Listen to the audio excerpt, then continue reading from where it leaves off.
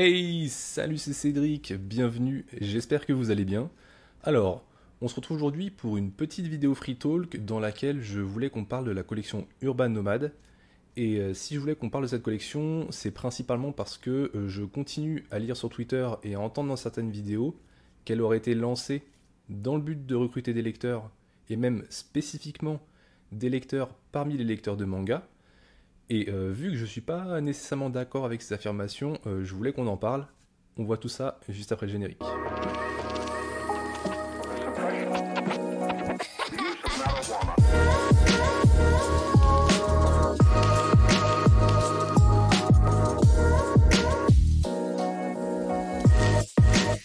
Alors on va juste reprendre depuis le début. Urban Nomad, c'est quoi? C'est une collection lancée par Urban Comics en août 2022 qui comportait initialement 10 titres. Aujourd'hui, on en a 40 puisque 10 nouveaux titres ont été ajoutés au cours de différentes vagues. C'est une collection qui a quelques particularités. La première et la plus évidente, c'est son format réduit et sa couverture souple. Donc par rapport à un comics classique, on voit clairement la différence. Là, on est sur ce qui se fait à peu près dans le milieu du manga pour les éditions Perfect ou Deluxe. Ce sont des comics qui, en fonction de leur pagination, sont proposés à 3 prix différents. 5,90€, 7,90€ et 9,90€. Contrairement à toutes les collections à petit prix qu'on a vu fleurir ces dernières années et qui étaient temporaires, celle-ci est censée être pérenne. Urban Comics nous assure qu'ils réimprimeront les tomes qui tomberont en rupture durant toute la vie de cette collection. Et en termes de récits, on va aussi bien avoir des récits de super-héros d'ici, donc Batman, Superman, la Justice League, mais on va aussi retrouver des récits indés du catalogue Vertigo. C'était pas le but de cette vidéo, mais je vais quand même vous donner mon avis global sur cette collection. Alors, en tant que lecteur et consommateur, j'ai plutôt un avis favorable sur les Urban Nomades, mais même en ce qui concerne tout ce qui est opération et collection à petit prix, je pense que toutes les initiatives qui visent à proposer des comics à prix réduit sont toujours bonnes à prendre. Alors après, je sais ce qu'on va me dire. On va me dire que le plus souvent, ça ne concerne que des comics de super-héros et que le comics au sens large, c'est bien plus que ça, ce qui est vrai.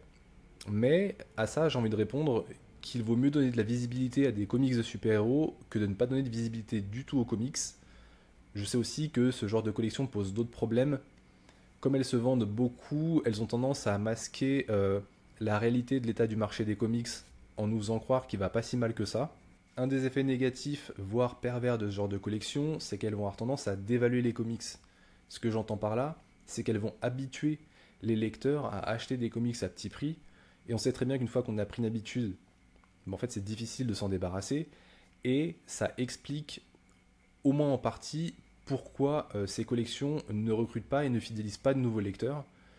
Parce qu'en fait, une fois qu'on est habitué à payer son comics 3, 4, 5, allez, 10€, c'est tout de suite plus difficile de s'imaginer dépenser 15, 20, 25, 30, 35 dans un hardcover. Voilà, on va enfin rentrer dans le vif du sujet. Je vais vous dire pourquoi, selon moi, cette collection n'est pas faite pour attirer des lecteurs de manga.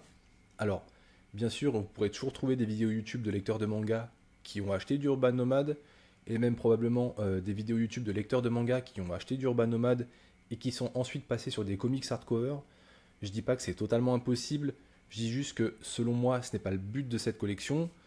C'est un peu comme quand on dit que les films de super-héros n'attirent pas de nouveaux lecteurs. C'est faux, mais c'est juste tellement marginal qu'on ne peut pas en faire une généralité. Et aussi, loin de moi l'envie de faire une étude socio-démographique du lectorat de manga, mais on sait très bien qu'une grande partie de l'explosion récente des ventes de manga est due à l'instauration du Pass Culture. Pass Culture qui est donc une subvention destinée aux 15-18 ans, donc à une cible ado. Et donc, si jamais j'étais directeur éditorial d'Urban Comics avec comme réel objectif d'intéresser cette cible, est-ce que je proposerais des récits dessinés par Frank Whiteley, dessinés par Alex Ross, dessinés par David Lloyd, dessinés par Brian Bolland, dessiné par Darick Robertson? Eh bien, je suis pas certain. Je suis pas certain. Je pense que je m'orienterai plus vers des dessins de Dan Mora, de Jorge Jiménez, de David Marquez, de Bruno Redondo, bref, vers des dessinateurs mainstream contemporains. Typiquement, j'adapterais une partie de la gamme Infinite au format manga. Je pense notamment à Robin Infinite, qui a un esprit shonen, ou à Nightwing Infinite, ou à Batman Infinite, par exemple. Ce que je ferais aussi, vu que j'ai une gamme destinée aux ados qui s'appelle Urban Link, et qui est déjà au format souple, mais qui est vendue à 15 €, je réduirais aussi le format pour l'incorporer dans cette collection. Bref, je ferai en sorte d'avoir des récits qui soient vraiment adaptés à ma cible. Après, je sais très bien ce qu'on va me dire. On va me dire que tous les lecteurs de manga n'ont pas entre 15 et 18 ans, qu'il y a des lecteurs de manga qui ont 20, 25, 30, 35, 40 ans, etc.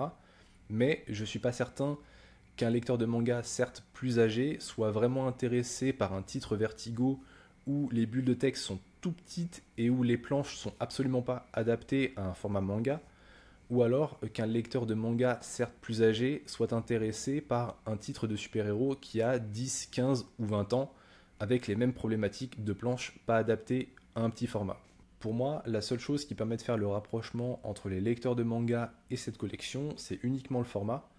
Mais penser comme ça, c'est en quelque sorte essentialiser les lecteurs de manga en tant que lecteurs de livres de poche. Et je pense sincèrement qu'un lecteur de manga cherche et trouve dans le manga des choses qu'il ne trouvera pas ailleurs, et même qu'il ne trouvera absolument pas dans le comics. Peut-être qu'un lecteur de manga cherche une continuité scénaristique qu'il n'aura pas chez les Big Two, parce que retour perpétuel au statu quo, parce que Redcon. Peut-être qu'il cherche une continuité graphique, pareil, qu'il n'aura pas chez les Big Two, parce que changement de dessinateur à tous les arcs ou à tous les numéros. Peut-être qu'il cherche un style de dessin particulier qu'il ne trouvera pas dans le comics. Peut-être qu'il s'est habitué à une fréquence de parution particulière. Peut-être qu'il s'est habitué au sens de lecture de la BD japonaise et que revenir à un sens de lecture traditionnel, c'est quelque chose avec lequel il ne sera pas à l'aise. Bref, il y a des dizaines et des dizaines de raisons qui font qu'un lecteur de manga est un lecteur de manga et qui ne se rapporte absolument pas au format du livre. Donc voilà les raisons qui me font dire que cette collection n'a pas été faite pour attirer les lecteurs de manga. Et concernant les lecteurs de BD franco-belge, ça va être assez rapide, puisque Urban Comics a créé une collection qui s'appelle Urban, dans laquelle il publie des comics au format agrandi, exprès pour les mettre dans les rayons BD franco-belge des librairies, pour attirer le lectorat de la BD franco-belge. Donc si on part du principe que les lecteurs de BD franco-belge n'étaient pas intéressés par les comics, en partie à cause du format, je les vois mal être maintenant intéressés par ces mêmes comics au format manga. Pourquoi cette collection a été lancée et à qui s'adresse-t-elle? Je vais y venir. D'après Urban Comics, ça faisait des années qu'ils réfléchissaient à l'idée de lancer une collection à petit prix avec comme objectif principal de proposer une expérience de lecture continue, donc de pouvoir continuer à lire en dehors de chez soi, que ce soit dans les transports, dans la rue, dans le train ou au travail. Et ce format réduit et souple, c'est une sorte de compromis entre la transportabilité, les récits qu'il voulait y faire figurer, puisque ce sont des récits déjà rentabilisés, le coût de production et le prix de vente. Car oui, sauf retournement de situation, il ne faut pas s'attendre à voir débarquer des nouveautés récentes dans cette collection. Ce n'est pas le but. L'objectif, c'est vraiment de remettre en avant une partie du fond du catalogue d'Urban Comics, donc des titres Vertigo et des titres de super-héros déjà rentabilisés. Alors, pourquoi proposer ces titres Vertigo et ces titres de super-héros dans cette collection? Urban a dû estimer qu'au vu de l'âge de ces différents récits, la plupart des gens qui étaient intéressés par ces titres les possédaient déjà en hardcover. Bon, ça c'est l'explication d'Urban. Moi je vois un autre intérêt dans le fait de sortir un format réduit et cheap, c'est tout simplement pour clairement segmenter les gammes. Et ça on a pu s'en rendre compte directement sur les réseaux sociaux après l'annonce de cette collection, où pas mal de lecteurs ont dit que cette collection n'était pas faite pour eux, parce que format réduit, parce que couverture souple, parce qu'ils veulent une expérience de lecture que seules les versions hardcover peuvent leur apporter, ou tout simplement parce qu'ils veulent une belle bibliothèque et donc ils veulent les versions cartonnées. Et en sortant ce format, on va dire un peu dégradé, un peu cheap, Urban s'assure que cette collection ne va pas cannibaliser les ventes d'hardcover. Pour moi, la cible principale de cette collection, elle est clairement identifiable. Une fois qu'on a mis de côté les lecteurs de manga, les lecteurs de BD franco-belge et les nouveaux lecteurs au sens large, il ne reste plus que les lecteurs de comics. La cible principale des urban nomades, ce sont les lecteurs de comics. Alors, bien sûr, ce sont les lecteurs de comics qui ne possèdent pas déjà ces titres.